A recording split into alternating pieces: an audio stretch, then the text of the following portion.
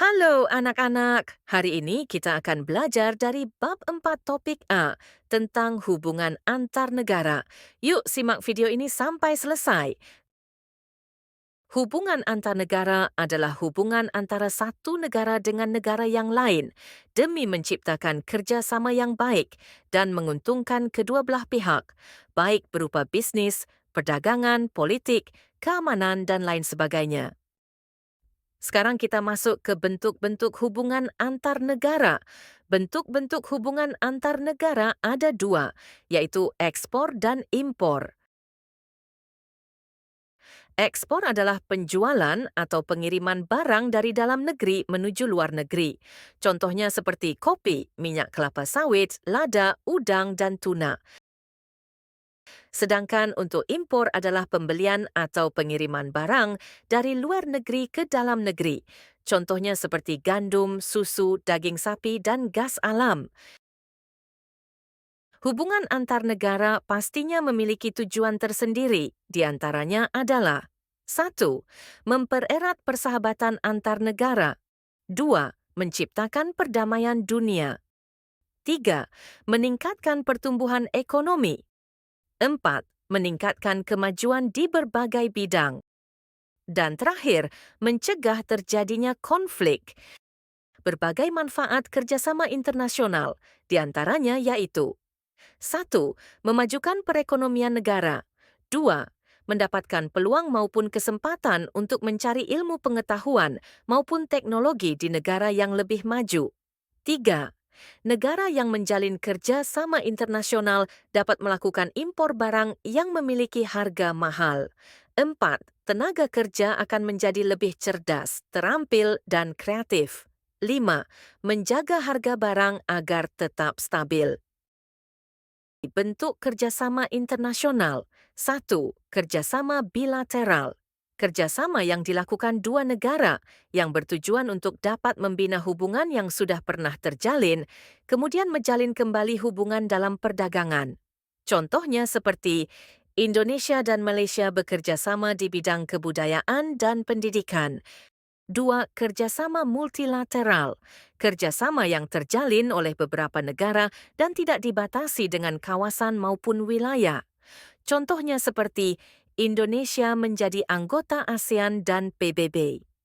Ketiga, kerjasama regional. Kerjasama yang dilakukan oleh negara yang berada di suatu wilayah maupun kawasan. Contohnya seperti ASEAN, Association of Southeast Asian Nations. Globalisasi terdiri atas dua kata, yaitu global dan sasi. Kata global merujuk pada meliputi seluruh dunia, sementara kata sasi berarti proses perubahan. Secara singkat, globalisasi berarti perubahan yang terjadi meliputi seluruh dunia. Dalam hal ini, setiap penduduk yang diwakili negara saling terhubung dalam sebuah komunitas dunia dan memiliki keterkaitan satu sama lain. Karenanya setiap perubahan salah satu bagiannya akan berdampak pada bagian lainnya. Penyebab terjadinya globalisasi. 1. Perkembangan teknologi informasi dan komunikasi. Kedua, kehadiran perusahaan multinasional. Ketiga, kemudahan sarana transportasi. Dampak positif globalisasi. 1. Semakin dinamisnya sistem komunikasi dan transportasi manusia. 2. Menambah jumlah lapangan pekerjaan. 3. Meningkatkan toleransi dan empati antar penduduk dunia. Sistem politik yang banyak dianut negara lain. 5. Meningkatkan kepedulian warga dunia terhadap isu-isu global seperti lingkungan hidup, kemanusiaan, kesehatan, dan keadilan. Dampak negatif globalisasi. 1. Mendorong eksploitasi sumber daya alam tanpa memperhatikan dampak jangka panjang terhadap lingkungan. 2.